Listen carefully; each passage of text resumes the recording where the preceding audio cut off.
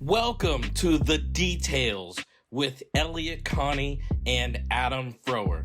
This is a podcast where we examine the intersection between solution-focused brief therapy and current topics going on in the world.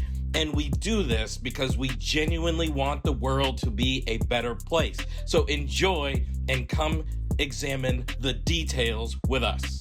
Welcome to episode 2 of The Details with Adam and Elliott.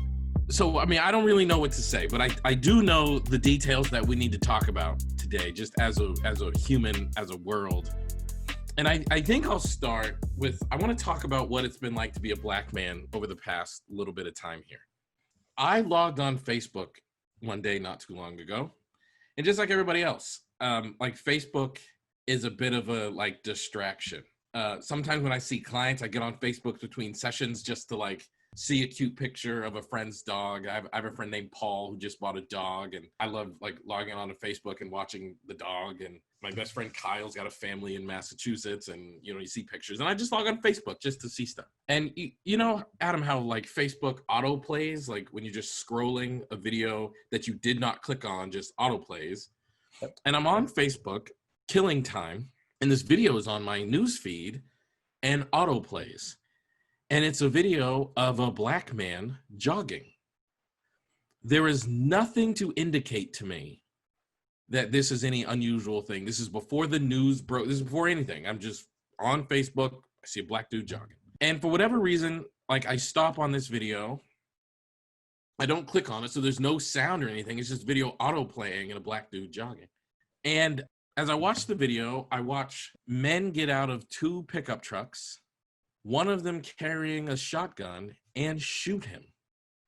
And I was like, what did I just see? So I click on this video, and this time I watch it with sound, and I is this real?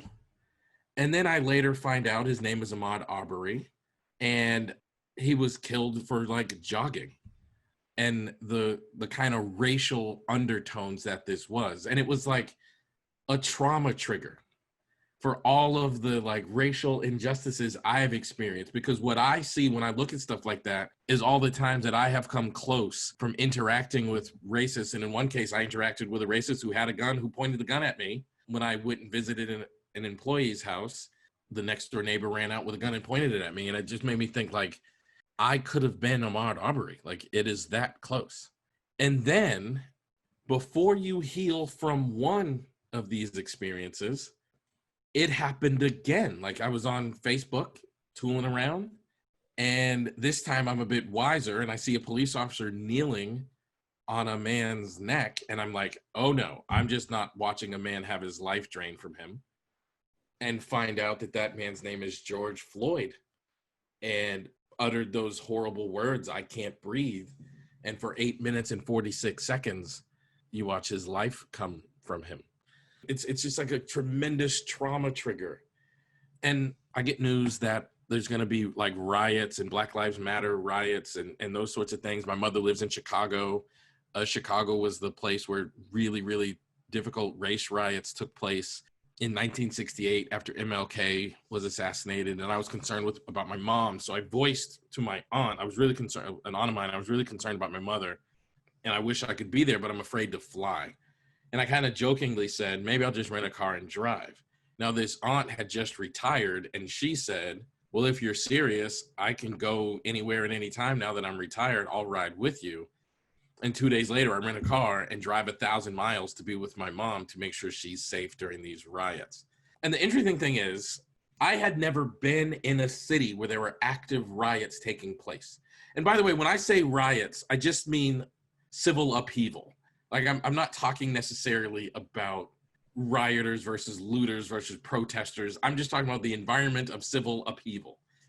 I had never been in a situation like that. And I was out with my aunt. Chicago is the best city in the world to get food. And I was out with my aunt, and we were going out to get food, and it's 2:00 in the afternoon. So we ignorantly felt the civil upheaval is not going to happen at 2:00 in the afternoon. And another one of my family members said, will you stop by this restaurant and this fast food place and get something for me while you guys are out? Sure, happy to stop there and get something for you while we're out.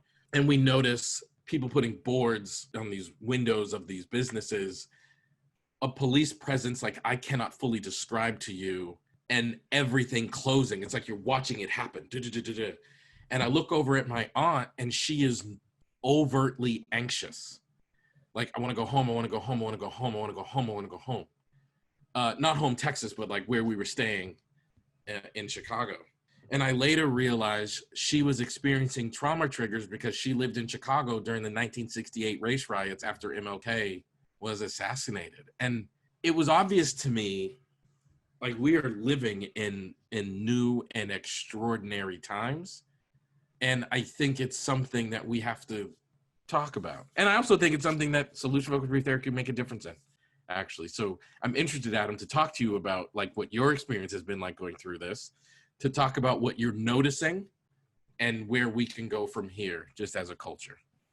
It's obviously a really different experience for me in these moments. It's different, I think, for a couple of reasons. And I think obviously, first of all, being a white person at a time like this means that I don't necessarily feel that fear. And you mentioned a couple of times while you were talking just now, you mentioned the term racial trauma, right? And I had these trauma triggers. And as you were talking, I realized yet again, I don't really have those. But it's also interesting because similar to you, right? I was just looking on Facebook, and I know that'll be a surprise to you because you always give me grief about not being on Facebook. 100%. Periodically I get on and I just look around, right? And the same experience that you had, I had, where I stumbled upon both of those experiences with Ahmaud and then with George. And one of the things that really struck me about Ahmaud's murder is that it was very geographically close to where I am. Where he was and where he was murdered really is only about an hour and a half away from where I am. And so one of the things, I'm not originally from the South. I'm not originally from this part of the country. I'm from, about 1,500 miles away from here. So it's quite far from where I grew up. And so to be in a place where something so tragic overtly happened was really kind of a new experience to me. The awareness of how close it was really was something new to me. And then, like you mentioned, right, really quickly after that, kind of experiencing George Floyd and his passing, really it was almost like a 1-2 punch.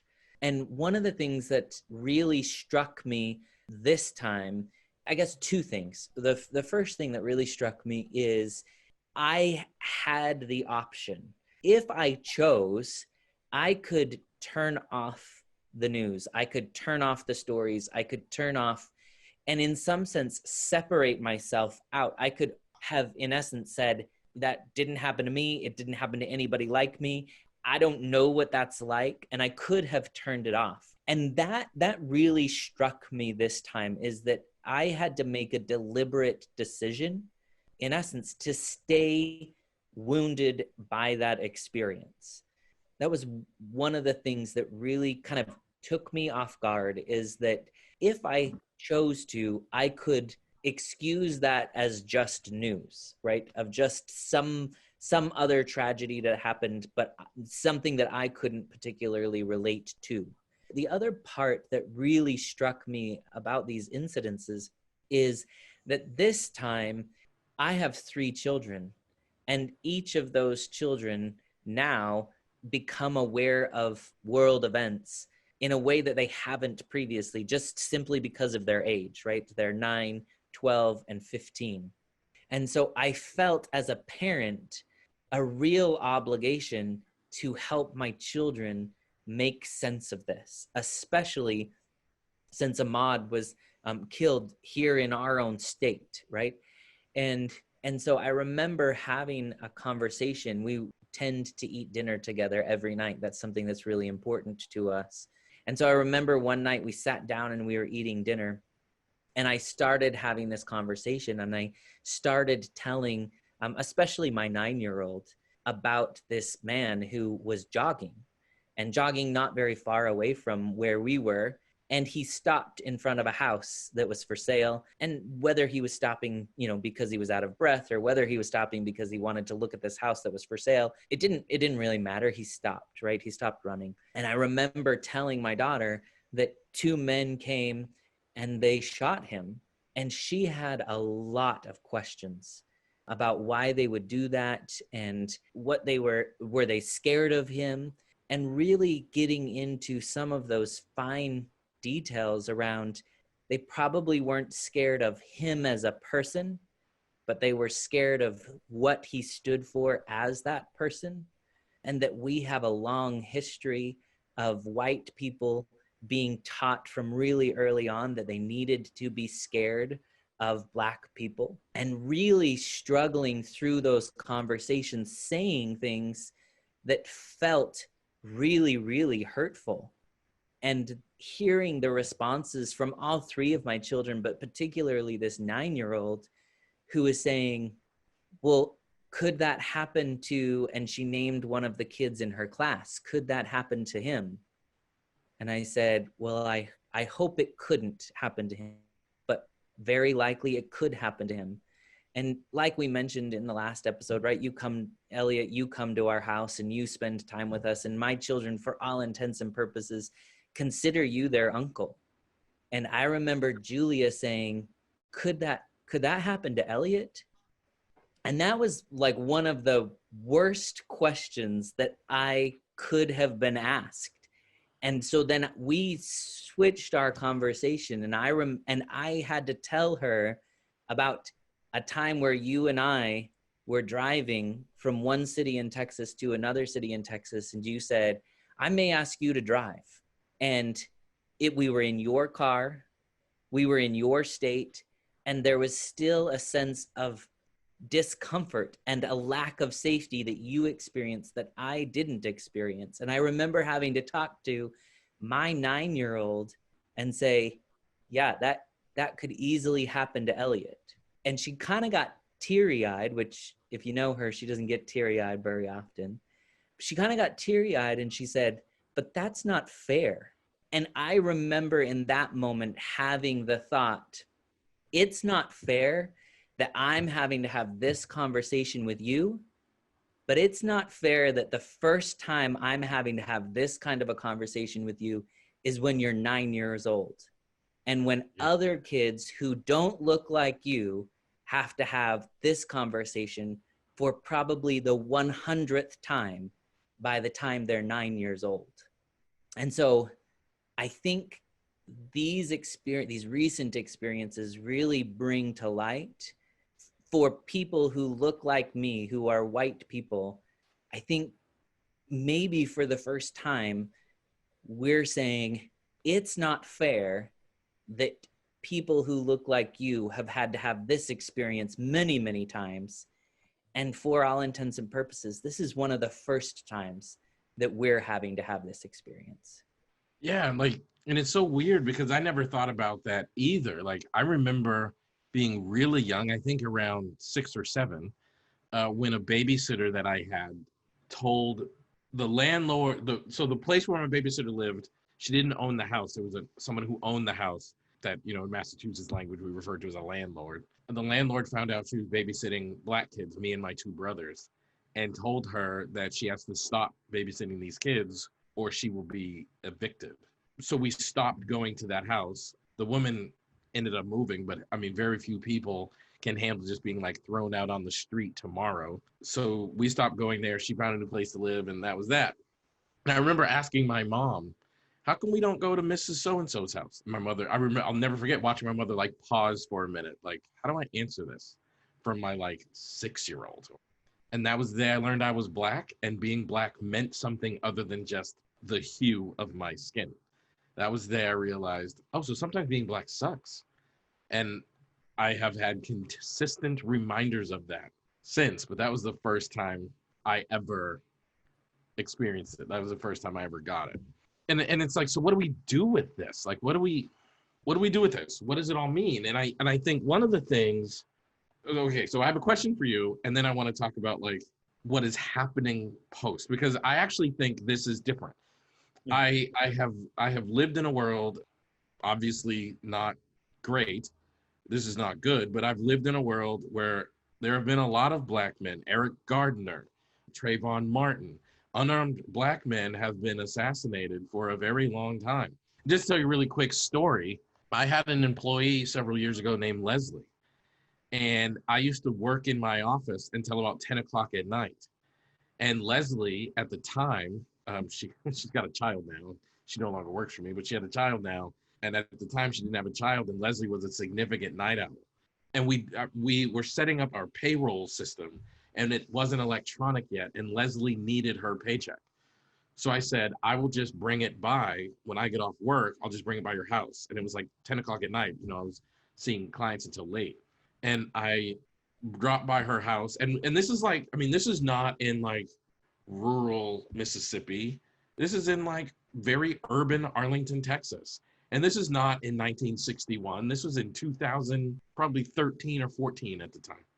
And I pull up in a BMW and I'm wearing a suit, or at least I'm wearing like dress slacks, a shirt, and like a long winter coat, like a professional long winter coat. I get out of my car and this white kid runs over to me and he puts a rifle in my face. And I have no idea what to do. Like, I don't know what's happening. So I stood like this and he just points it at me. And he doesn't say anything. He puts the rifle down and then he just went back in his house. I go into Leslie's house and I'm angry and I'm shaken and I don't know what to do. And I tell Leslie what just happened. Leslie gets angry. Her neighbor is like a racist. Her neighbor is paranoid. And apparently he has a camera system where he saw me pull up. And I don't know what triggered him to run out and put a gun in my face, but he did. So Leslie and I decide to call the police. So we call the police and the police show up and they defend the kid. The police show up and say, well, his house has been vandalized a lot recently, so that's why he did that. And I was like, but I almost died. Like, all he had to do was pull the trigger and I would not be here right now. I can't believe you're explaining this away to me. Like, he put a gun in my face. And the police officer's message to me was basically, but he didn't mean it. Nothing happened. No harm, no foul. And I just remember like how crazy that was. So this could be anybody at any time, really. And I want to ask you a question, and then I want to ask you about what is making this different. So like as a black man, I want to share with you what I'm noticing is different. As a white man, I want to hear what you're noticing is different. But my first question to you is, like you just said, you could have easily just checked out of this whole conversation. You could have just been like, I'm turning off the news. I'm banning my kids from social media. And like, this is just news that does not impact me. Why didn't you? Like, what made you say, I'm going to participate in this conversation? It's hard to know exactly, but I think I would say feeling like it was coming closer and closer and closer. Becca and I try really, really hard to not avoid any conversation.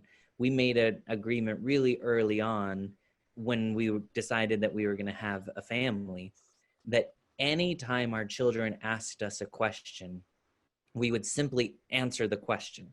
We would just give them the information that they were asking for, and felt like that would instill trust from them in us.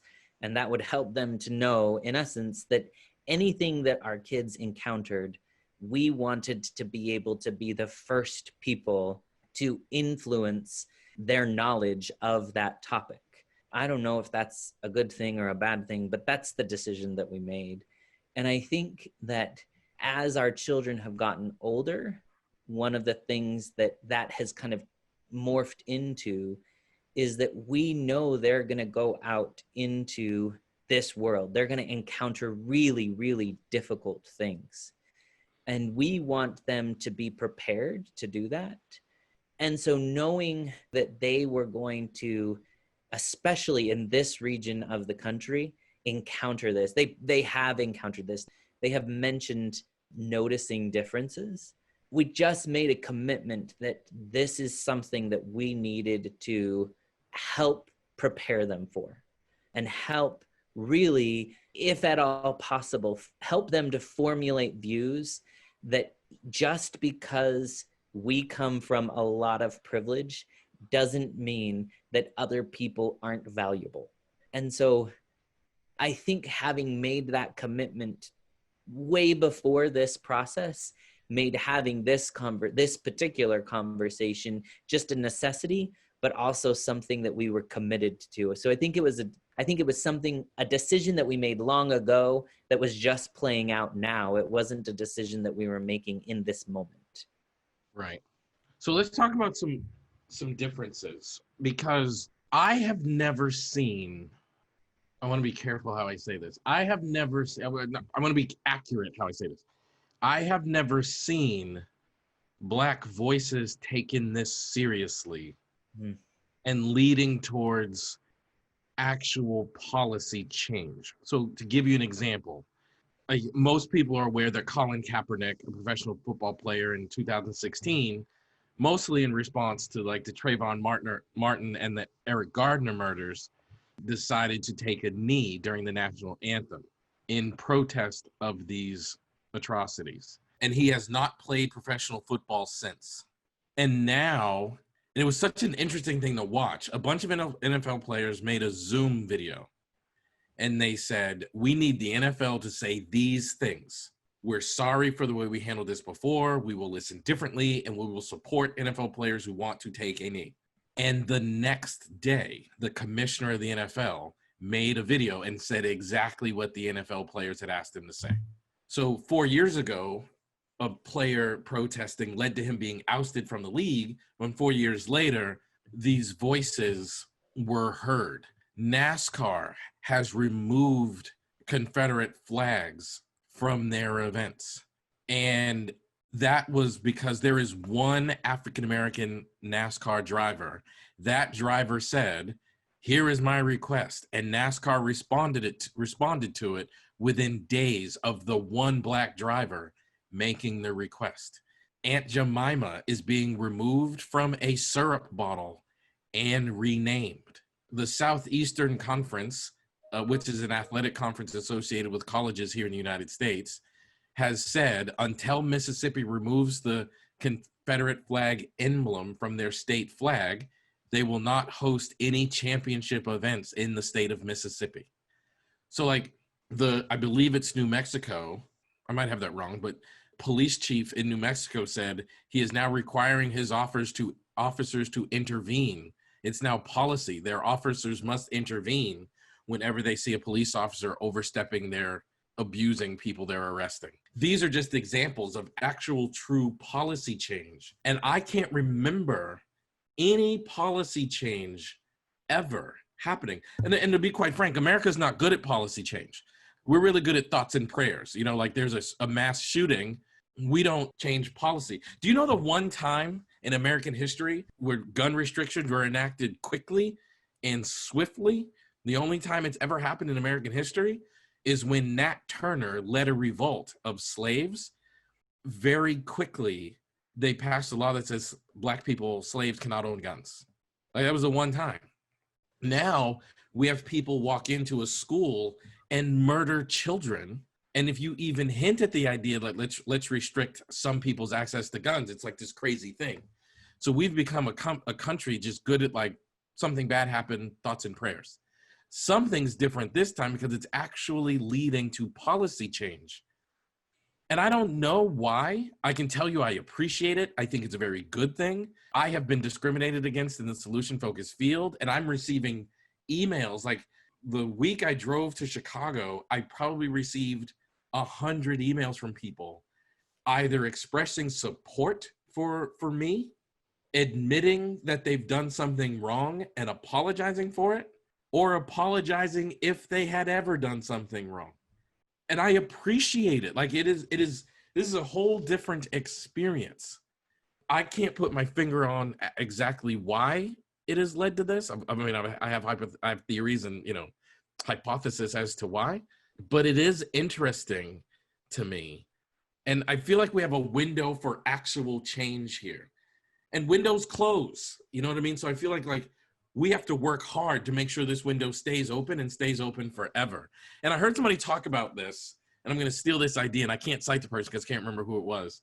But it's like working on social justice is kind of like doing sit-ups. Like you never get to a point where you're like, I'm done doing sit-ups. I did 100 sit-ups, so I don't have to do sit-ups anymore. It's like when you work on your physical physique, it's a process that never ends. And I think when you work on like the racial biases that lead to some of this stuff, and you work on the social justice issues, it's like social justice sit-ups. Like you never just say, I've run enough miles, so I'm done with miles. You have to treat this as like fitness. We have to accept this is our journey, and we can't ever give up. We have to just keep working at it. But something is different now. So I guess my question to you is, have you noticed? And what are your thoughts about it? Because this is different. There's policy change, more than just thoughts and prayers. There's actually stuff happening. Yeah, I mean, how could you not notice? So yeah, absolutely, I've noticed. And as you walked through kind of some of those monumental differences and changes, right? I mean, they're big changes, but also they're little, right? Like the University of Virginia, UVA, they also just changed their logo, right? And their logo includes two swords that kind of cross at the bottom. And they just changed basically the handle of the two swords. Basically, they're making the change because the particular swords that they had chosen had connections to slave ownership previously. And Right. I never would have known that had they not made that choice and made that announcement. And I think in some sense, the change isn't just kind of these massive big changes. I think some of the changes, and I think this is where part of it kind of intersects with this particular podcast and right, the details. I think in some sense, each person, each entity, each business is now looking at themselves and they're saying, what role do we play in perpetuating the inequality? Whether that stems from hundreds of years ago or whether that stems from an incident that's going on yesterday, now we're all kind of looking and we're saying, what do we do that perpetuates this in our society from happening? We're beginning to look at very small details and we're beginning to say, we need to change even the most minute things, from the handle of a sword on an emblem for one particular college. Right. And I think it's the combination of all of these little details coming together that's in essence making a social movement.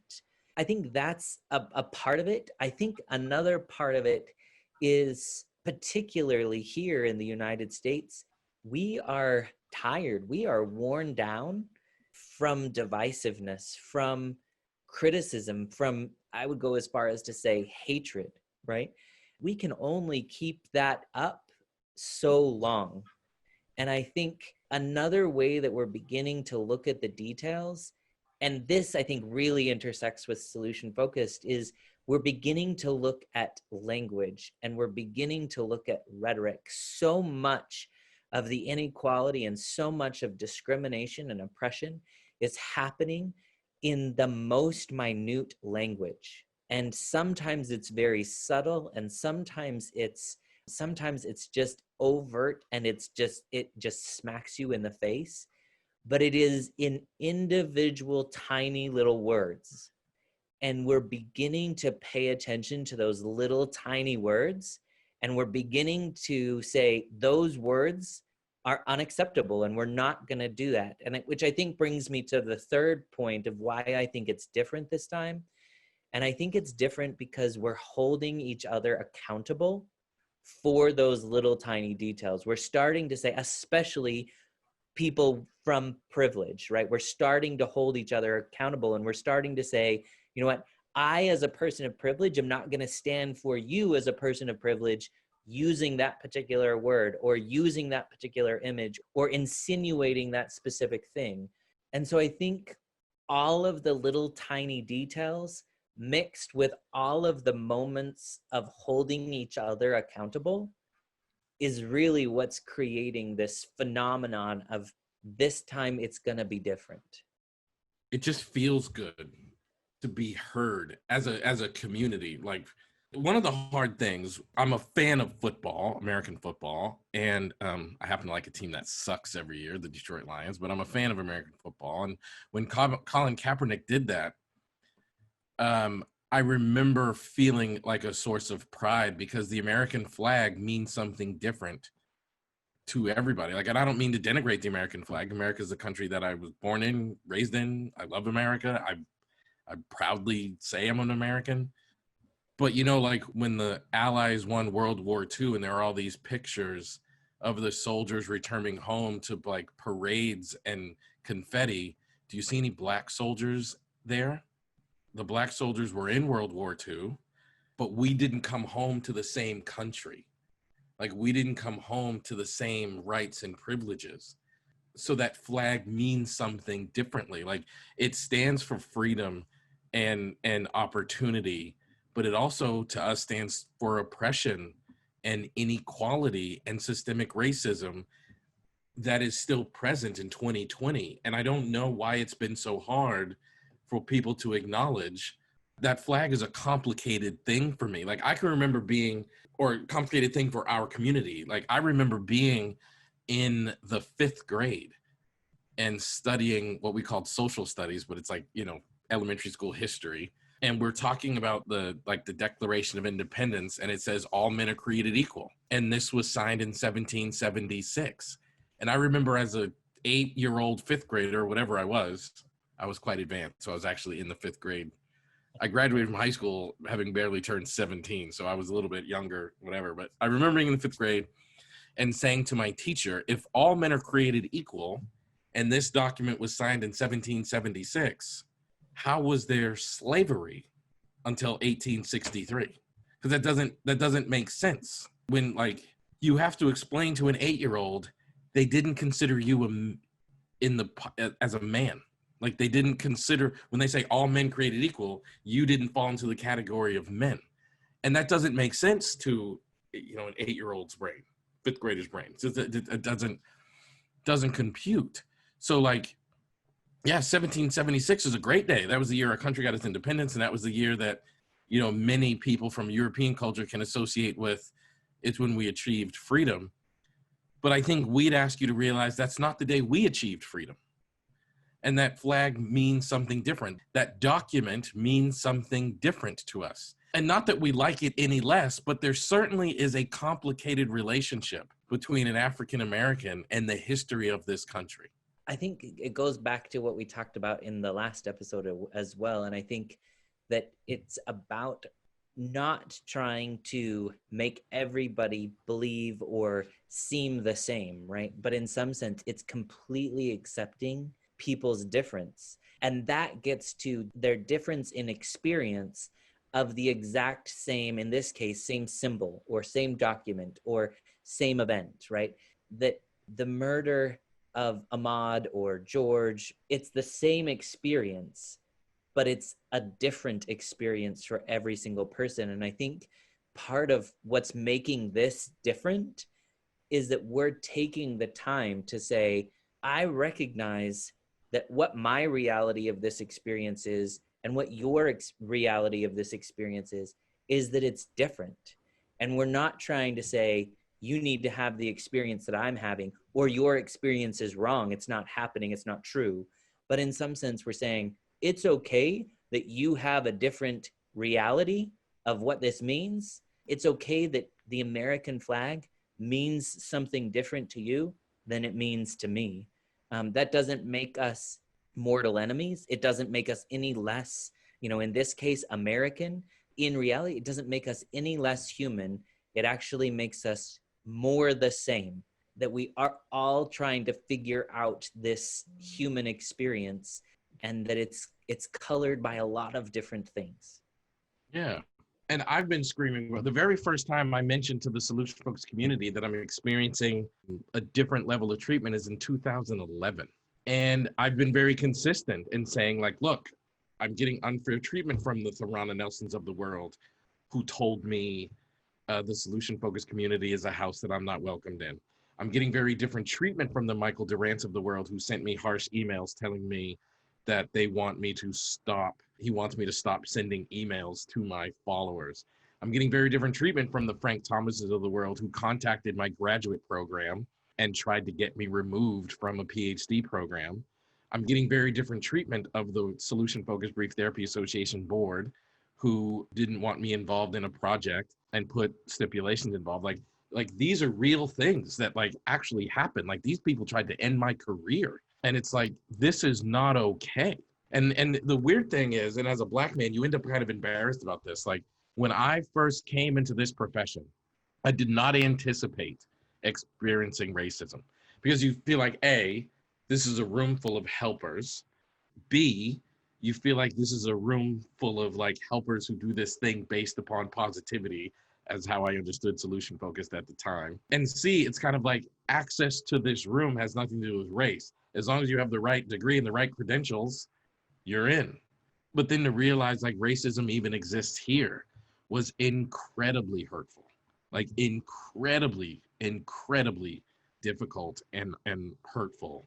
But it also feels quite good because some of those people have had a change of heart-ish because the environment has changed. Like the world has changed around them. And, you know, like some of you are going to retire and just age out of the field. And some of you are going to try to make amends because I'm now like the face of this approach. I now have this really big following and people listen to me.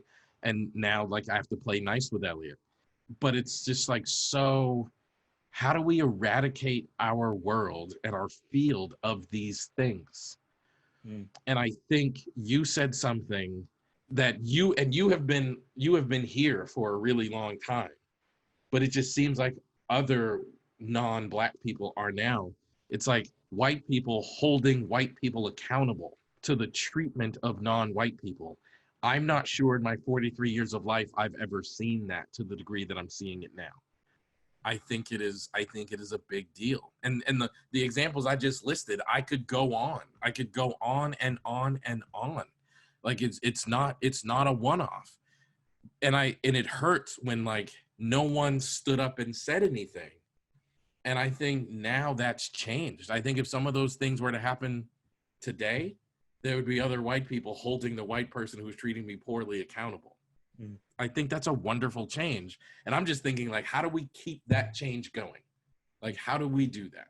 Yeah, I have a response, but then I also have a question for you. I think the response is exactly why we started this podcast in the first place, right? And it's to, I guess, two things. One, to continue to keep the conversation alive. So much of this happens in the conversation and in the details of the conversation. I think really it comes down to being really vigilant of those tiny little details that can be hurtful, that can be oppressive.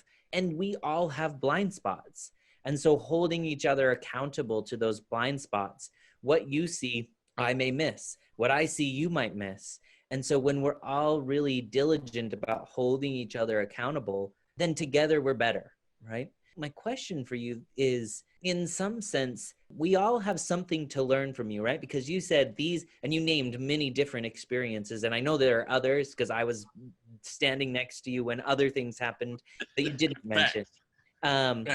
So I know there are other things. But one of the things, despite all of those instances, I guess my question is, how did you keep going? Why did you give all of us the benefit of your perseverance when you could have just said, you know what, I'm not going to put up with that. I'm going somewhere else. I'm going to go be with people who actually appreciate what I have to offer here. How did you keep going? So I have multiple answers to that question. The first one is I was raised in a family where you just don't let yourself lose to racism or racists. So like, if I'm going to go do something different, it's going to be because I chose it, not because some racist ripped it out of my hands. My great-grandfather, who my grandmother tells me I'm very much alike. So my grandmother's father, one day he was walking home from a store and two white teenagers, my grandfather his name was Haston, and he was, you know, an adult, he had children, and these teenagers were picking on him, and I was walking home from this store, and the teenagers were trying to get him to respond to being called a boy. And my grandmother's father wouldn't do that. He wouldn't respond to being called a boy. So they follow him all the way home. He went into his house and he got a shotgun and he came out and he pointed it at these boys and he said, "You guys may be able to torment me. You may even be able to lynch and kill me." And this is in Chula, Mississippi, when my grandmother was a child. So we're going back to like the 1930s. And by the way, the first year where there was not a lynching in the American South was in the 1960s. So lynching is a real possibility to my grandmother's father. And he says, "You guys may kill me, but I'm going to take one of you with me." So these teenagers go out into the community and tell everybody what Haston had done. And they labeled him crazy. Because I once asked my grandmother, "How did you survive living in Chula, Mississippi in the 1930s and 40s? And she told me that story and said, "After that, everybody left us alone because we were crazy Haston's children." And I have that blood coursing through my body. So like, if you think I'm going to back down to a challenge as weak as racism, then you got another thing coming, because I don't think racism, I think love will eventually win. I think right will eventually win. So it's just not in me to let an idiot, racist, bigot, privileged, biased person put a limitation on me. The second thing I will say is actually you, Chris, Evan, and Harvey, but most specifically you, because there were certainly times where I didn't think I could go on. And I remember one time calling you saying, "I am done. Like I am done. I am going to pick another career. I'm going to go to law school. I'm going to go to medical school. I'm going to go somewhere else." And I don't even remember what you said. Like I was in such a dark, difficult place. I just remember getting off that phone being like, "All right, I'll hang in there for just a little bit longer." So like, I feel very strongly like at my lowest, like the closest I came to giving up, there was Adam there to be like, "Let's just ride this out. Let's just see where it goes." And I didn't know it was going to end up like this, but at the moments, I always think of the poem Footprints. And I am aware that there were times in this path where there were two sets of footprints in the sand. I'm aware that there were times in this when there were 6 sets of footprints, you and Evan, and you know what I mean? But I'm aware when there was one set of footprints, it was you carrying me. You know what I mean? Like I'm aware that there were times where I couldn't do it. And like you were there and Chris was there. And if you ask me how I did it, it was like, while I couldn't do it, you and Chris in particular would be there for me. And still it happens to this day. Like there are things going on at this very moment. And who do I call? I call Adam and I'm like, "Bro, how do I handle this?" I mean, it's certainly different now because I'm in a different place professionally. And I think it's pretty widely acknowledged that I'm more of a leader in this field than I was, a decade ago. And you can't really pick on the guy with the largest following in the field. So it's different, but like they try, like at this very moment, there are things happening. And it's just like, have you not learned? I am not going to back down. And I got my squad with me. Like we're going to be here. So how do I persevere? And I guess the third answer is, at the end of the day, I love the work. I'm not good and I've never been good at a whole bunch of things. Like there are lots of people who have lots of talents where it's like I could have become a doctor or an accountant or a singer or whatever. That's just not been me. Like the things I'm good at, I tend to be exceptional at, like baseball. Like I'm good at baseball and I'm really good at baseball.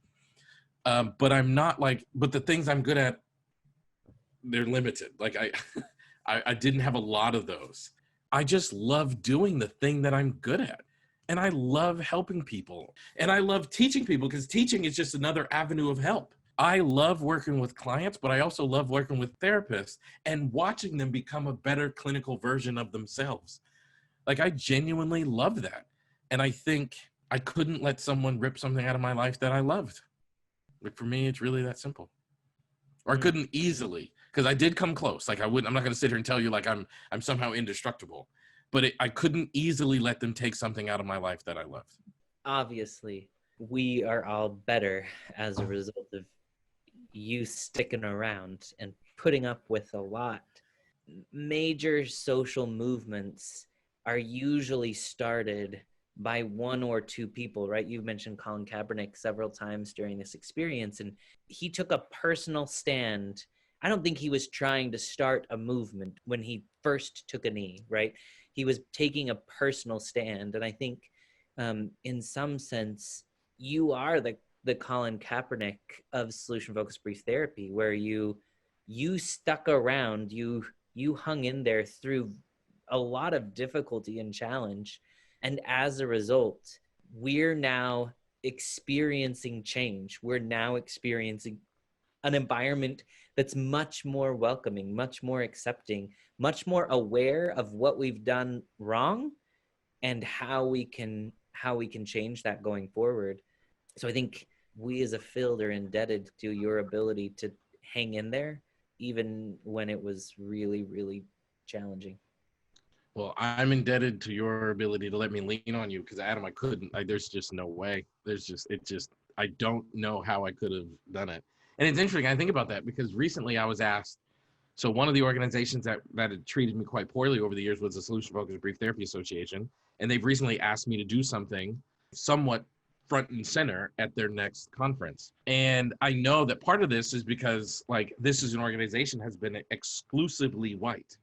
I know part of it is like I'm willing to say like their seemingly genuine desire to change that. But had we not stuck this out, there would be no Black person that they could turn to include in a prominent way. Because one of the horrible things about systemic racism is like, if I exclude, I'll pick on like Harvard, let's say. Harvard is like a highly esteemed university. So let's hypothetically say Harvard has never graduated a Black person. And then one day someone's like, hey, Harvard, all your students are white. And then Harvard says, oh, you're right. We need to change that. Let's highlight a Black graduate. Well, if you'd never graduated one, there's not one there to now highlight. And it's one of the excuses we use. Like we tried, but we genuinely looked, but there were no people to look. One of the things I'm currently proud of is because we stuck it out, when the SFBTA seems to be making a genuine shift, there is a prominent Black person who has spent their career writing books, conducting research, doing all of the things to be professionally relevant. So they can't pretend like they can't have that out. Like we really looked, we just couldn't find one because we stuck it out. Because I am that lone person. If I had quit 10 years ago, they'd be saying that same thing. We'd love to have a Black person do a keynote, but we couldn't find a prominent one without really realizing that the system prevented a prominent one from happening. Our ability to fight the system is what is allowing change to happen, I think. So, I mean, I appreciate being referred to as the Colin Kaepernick of this because I'm quite proud of that. You know, I put up with a lot of bullshit, and I'm proud of the fact that I did, because now there is a prominent leading voice. Perhaps the most leading voice is a Black voice. And now when these organizations are like, let's see if we can diversify, there's actually someone who deserves that space.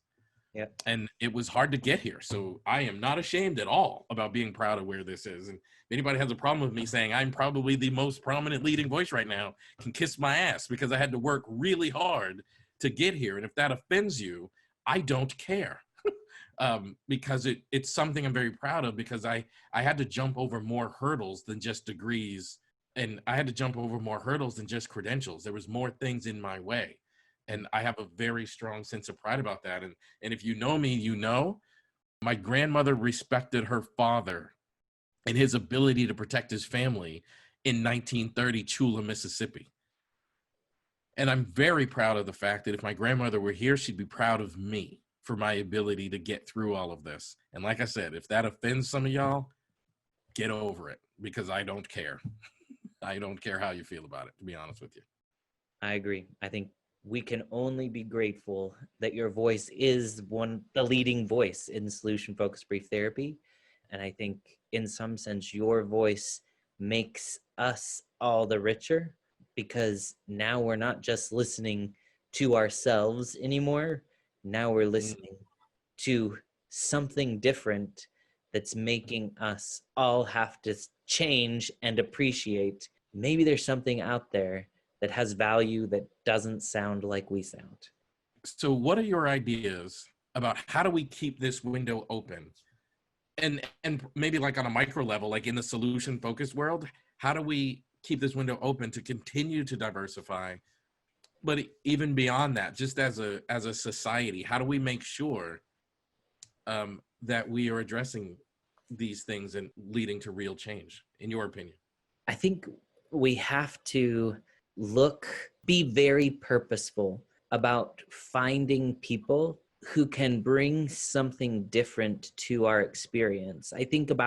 Obviously, I think about you, and I think about what you have done for this field, but I think about people all over the world, right, who are learning this, who are experiencing this, who are utilizing this in such different ways. I think about Jackie in South Africa, right, who is teaching the most rural populations how to have these kinds of conversations. I think about Jassim in India, who is taking this to probably one of the largest audiences out there, and most of the Western world doesn't even know that he's doing this. I think being purposeful about finding those people who are doing this in really meaningful ways, and in some sense asking them the same question I ask you of, how are you making this work when all of the odds are stacked against you?